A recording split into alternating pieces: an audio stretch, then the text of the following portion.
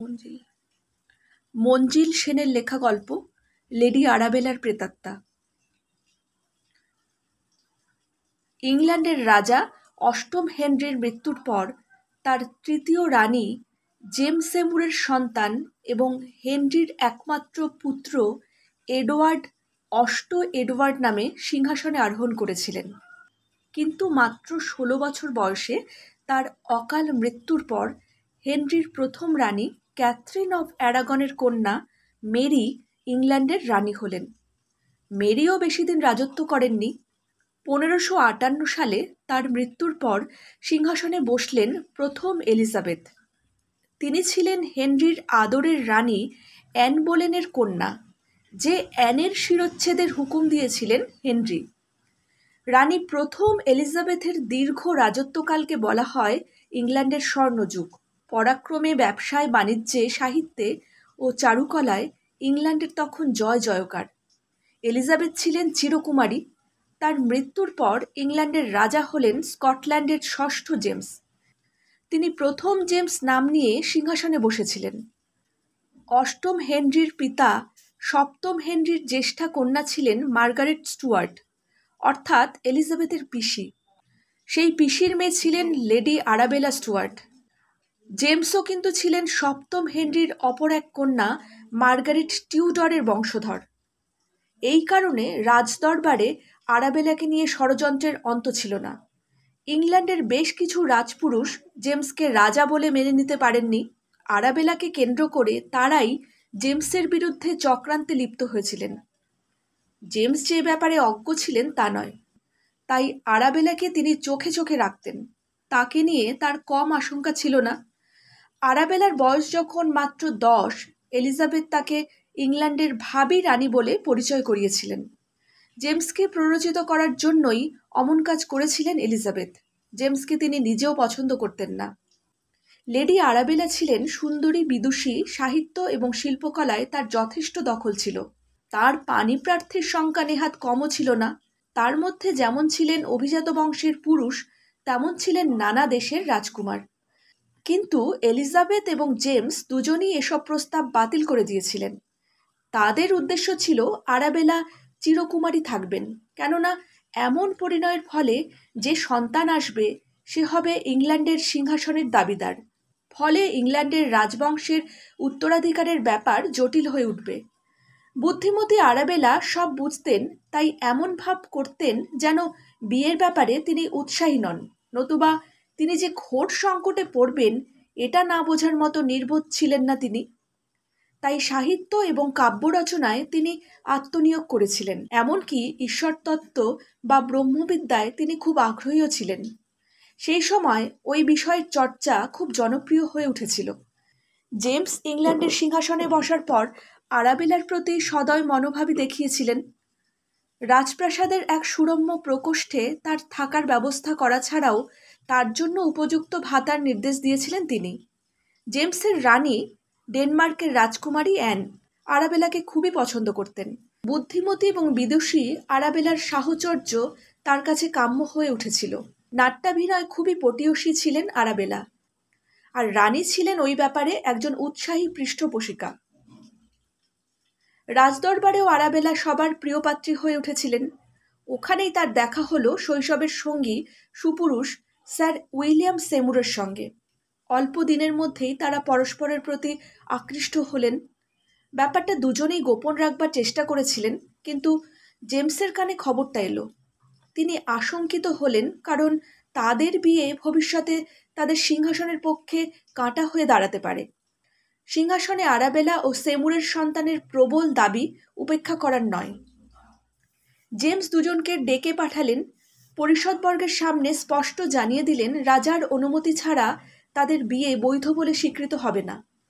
সন্দেহমুক্ত হবার জন্য প্রণয়ী যুগল সম্পর্ক ছেদ করার প্রতিশ্রুতি দিলেন।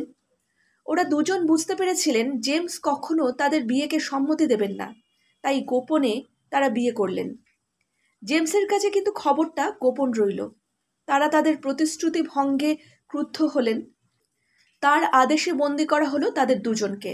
সেমুরকে পাঠানো হলো সেন্ট টমাস দুর্গে, আর আরাবেলাকে রাখা হলো ল্যাম্বেথ প্রাসাদে।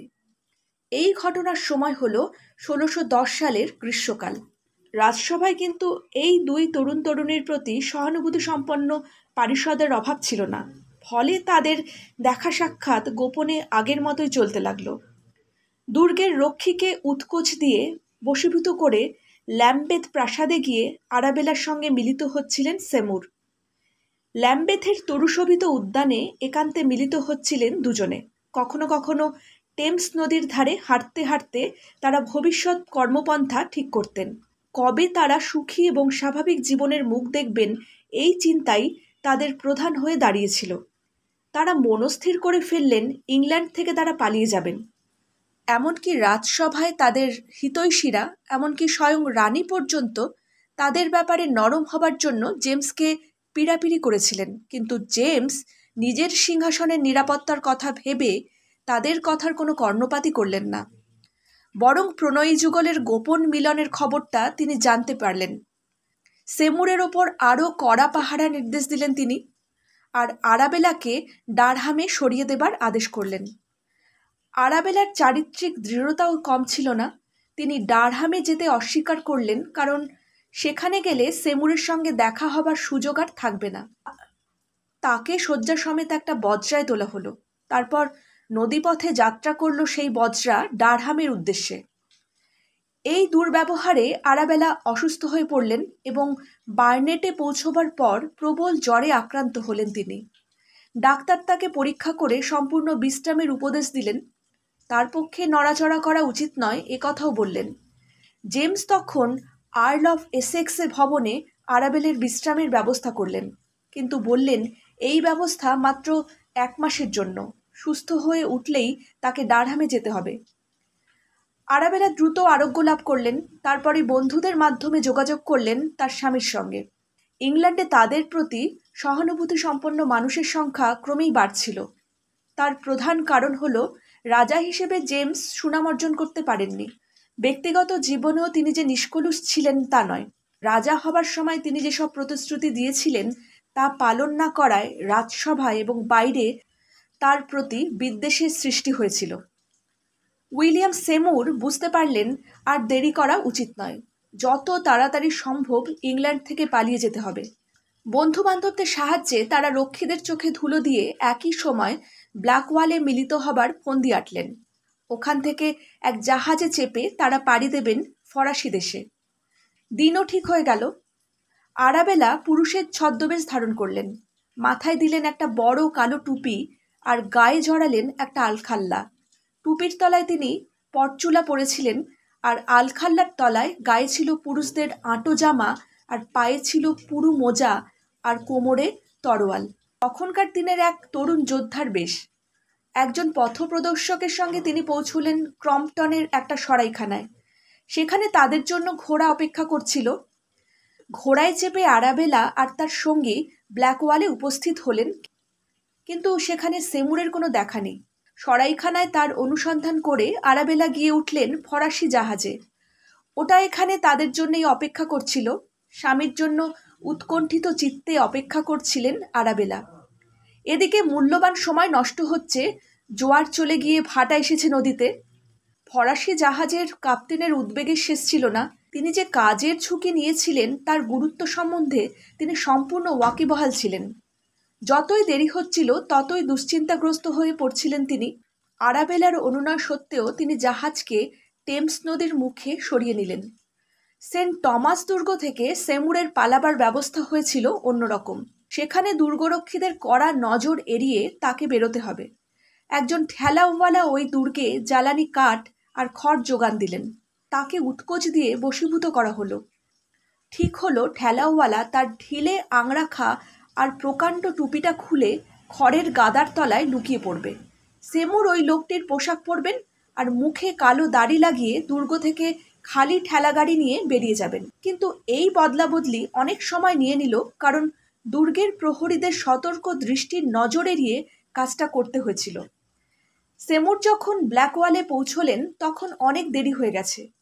ফরাসি জাহাজ তাকে ছাড়াই আরাবেলাকে নিয়ে ফরাসি উপকূলের দিকে যাত্রা করেছে। সেমুর এক কয়লাবাহী জাহাজের কাপ্তেনকে প্রচুর উৎকোচ দিয়ে তাকে অস্টেন্ড নিয়ে যেতে রাজি করলেন। শেষ পর্যন্ত সেখান থেকে তিনি ফরাসি দেশের ক্যালেতে গিয়ে পৌঁছলেন। তিনি ভেবেছিলেন আরাবেলা সেখানেই তার জন্য অপেক্ষা করছে, কিন্তু আরাবেলার ভাগ্য তার প্রতি প্রসন্ন ছিল না। ব্ল্যাকওয়ালে তিনি যে সরাইখানার সেমুরের খোঁজ করেছিলেন তা নৌসেনাপতি মনসন জানতে পেরেছিলেন। লেডি আরাবেলা আর উইলিয়াম সেমুরের পলায়নের সংবাদ আর গোপন ছিল না। জেমস নিশ্চিত হয়েছিলেন যে তার বিরুদ্ধে চক্রান্ত আরও গভীর হয়েছে। প্রভাবশালী মানুষের সাহায্য ছাড়া তারা দুজন রক্ষীদের চোখে ধুলো দিয়ে অমন করে পালাতে পারবেন না। তিনি উদ্বিগ্ন হলেন, চারিদিকে বার্তা পাঠালেন পলাতক দুজন যেন ইংল্যান্ড ছাড়তে না পারে, সেদিকে সতর্ক দৃষ্টি রাখার জন্য। মনসনের কাছেও সেই সতর্ক বার্তা এসে পৌঁছেছিল। নৌসেনাপতি যুদ্ধজাহাজ অ্যাডভেঞ্চারে চেপে সেই ফরাসি জাহাজকে তাড়া করলেন এবং মাঝ দরিয়ায় তাকে ধরে ফেললেন। সামান্য প্রতিরোধের পর আত্মসমর্পণ করতে বাধ্য হলেন ফরাসি জাহাজের কাপ্তেন। লেডি আরাবেলাকে লন্ডনে নিয়ে আসা হলো এবং বেল দুর্গে বন্দি করে রাখা হলো কড়া পাহারায়। জেমসের আশঙ্কা কিন্তু একেবারে মিথ্যে ছিল না। জেমসকে সরিয়ে ইংল্যান্ডের সিংহাসনে এক রোমান ক্যাথলিককে বসাবার জন্য তখন একটা ষড়যন্ত্র চলছিল। স্পেন সমেত ক্যাথলিক দেশগুলির এ ব্যাপারে সায় ছিল। ইংল্যান্ডের অনেক রাজপুরুষ স্কটল্যান্ডের রাজাকে নিজেদের রাজা বলে মেনে নিতে পারেননি, কারণ স্কটল্যান্ডের সঙ্গে ইংল্যান্ডের ছিল দীর্ঘকালের শত্রুতা। তাদের অনেকেই এই ষড়যন্ত্রে সামিল হয়েছিলেন এবং সিংহাসনে আরাবেলার দাবি মনে প্রাণে সমর্থন করেছিলেন। আরাবেলা নিজে এ ব্যাপারে যে খুব উৎসাহী ছিলেন এমন প্রমাণ পাওয়া যায়নি, কিন্তু তিনি এবং সেমুর এই ষড়যন্ত্রের সঙ্গে যুক্ত ছিলেন এ কথা জেমস বিশ্বাস করতেন। তাই আরাবেলাকে মুক্তি দেবার কোনো ইচ্ছাই তার ছিল না। রানীর অনেক অনুরোধেও তিনি কোনো কর্ণপাত করলেন না। এই প্রসঙ্গে উল্লেখ করা যেতে পারে, আরাবেলাকে সিংহাসনে বসাবার চক্রান্তের একজন হোতা এই অভিযোগে স্যার ওয়াল্টার র্যালের বিচার হয়েছিল। ক্রমে আরাবেলা হতাশ হয়ে পড়তে লাগলেন। সেমুরের কোনো খবরও নেই, কোথায় আছেন, বেঁচে আছেন কিনা কিছুই তিনি জানতেন না।